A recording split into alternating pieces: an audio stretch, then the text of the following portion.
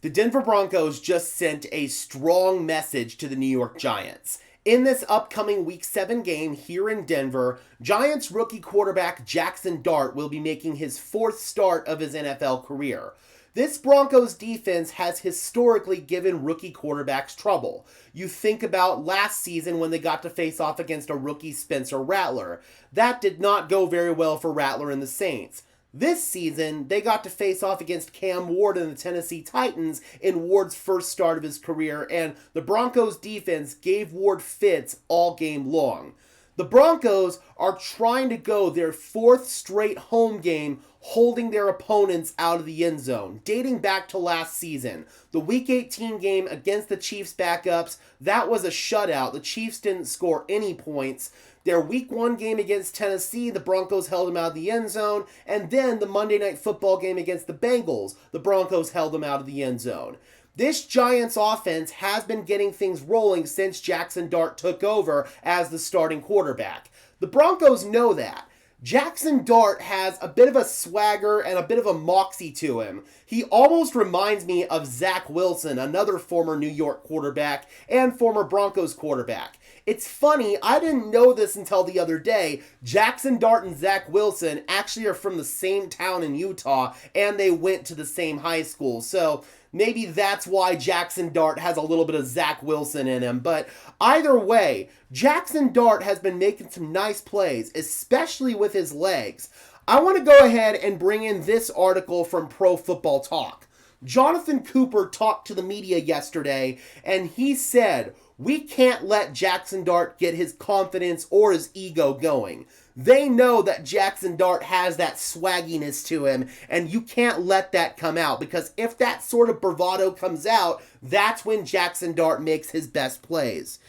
Cooper was asked on Wednesday if he thought the lack of tape on Dart would be problematic, and it was not the first thing that came to his mind. No, I would say no, not to that standpoint, because once you've played enough in this league, you've seen enough good quarterbacks. We play one of the best quarterbacks twice a year, every single year. So once you go against that, you kind of get a feel for the game, and you know what you need to do.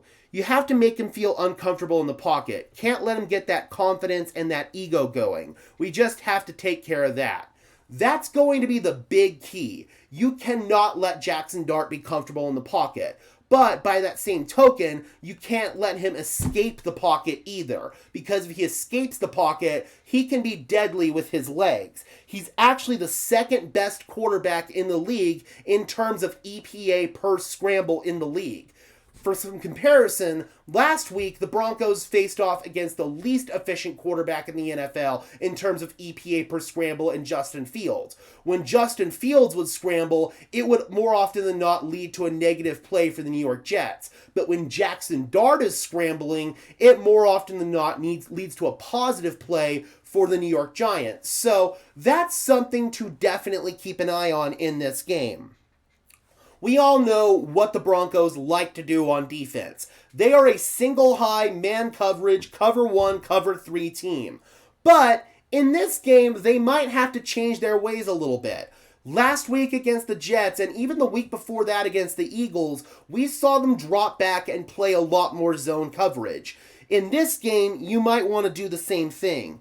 Ever since Jaxson took over as the New York Giants starter, their EPA on offense per play versus man coverage is 12th best in the NFL. But versus zone coverage, it's 27th in the NFL. Versus single high coverages, their EPA per play is 19th, and versus two high coverage, their EPA per play is 31st. So, Denver might want to drop back in this one and maybe play a little bit more too high coverage. Some cover 4, some cover 6, some cover 2, stuff like that. As far as Jaxson personally, his EPA per play versus man is 11th best out of 39 quarterbacks with a minimum of 50 dropbacks. But his EPA per play versus zone is 28th out of those 39 quarterbacks. So that would again lend to the Denver Broncos playing a little bit more zone in this game. His EPA per play versus single high is the best in the league out of those 39 quarterbacks. But versus two high, It's dead last, 39th out of 39. That's a hell of a discrepancy right there. So Denver isn't exactly comfortable dropping back and playing too high, but they might have to do it in this game. You're going to have to find that happy balance, though, because if you play too much too high, that's when Cam Scattaboo and this Giants run game can start to get going. You don't want light fronts on the defensive line because that's when Scattaboo can get to the second level and he could make one of our linebackers look silly.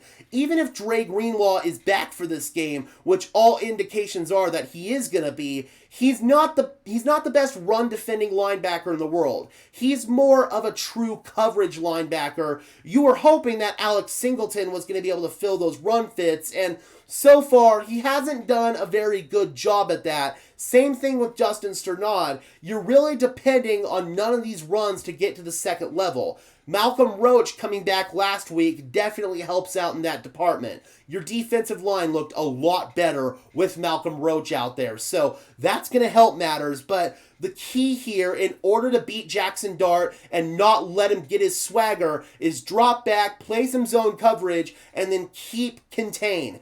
Keep him in the pocket. If he gets out of the pocket and starts to scramble, that's when he can make some of his best plays.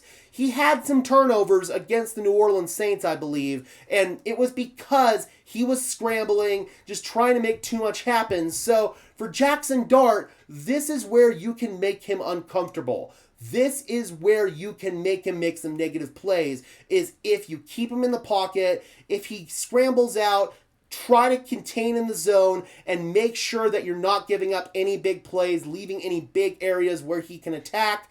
And don't play too much man coverage. If you play too much man coverage, that's going to give him more opportunities to scramble. So that's going to be the defensive game plan here for Jaxson Dart.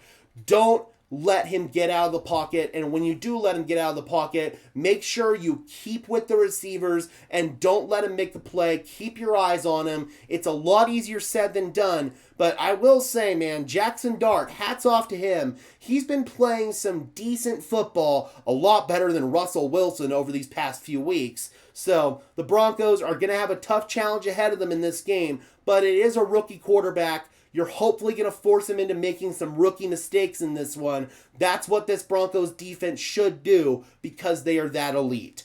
All right, guys, let me know in the comment section below. Do you think this Broncos defense is going to be able to stop Jaxson Dart and this Giants offense? More importantly, do you think they're going to be able to stop Cam Scattaboo? We'll talk about Scattaboo a little bit more in depth in a further video, but I want to hear your thoughts in the comment section below, Broncos country. Drop those comments down there. Be sure to leave a like on this video as well as subscribe and ring the bell so these videos appear in your notification feed. I would really appreciate it, guys. Those are both free and easy ways to show your support. It helps tell YouTube's algorithm to push us out, and it helps us get seen by more and more members of Broncos country just like you and me.